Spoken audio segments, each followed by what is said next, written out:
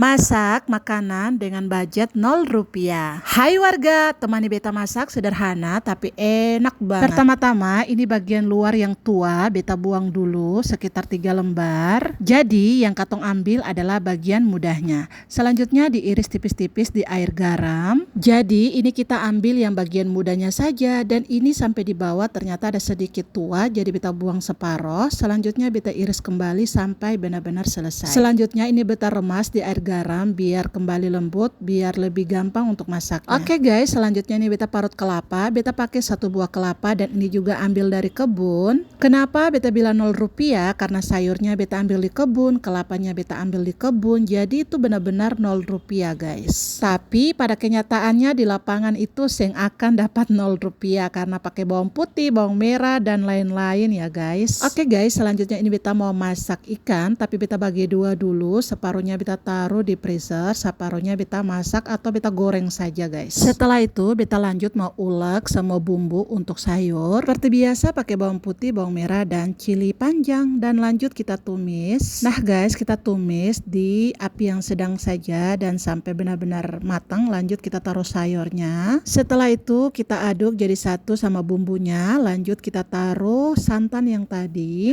dan kalau sudah mendidih kita taruh semua perasa seperti micin, garam dan royco. Kita aduk sebentar, kalau sudah matang langsung diangkat. Lanjut ini mau goreng ikan. Oke guys, ini kotong goreng ikan. Siapa kayak beta kalau goreng ikan paling takut.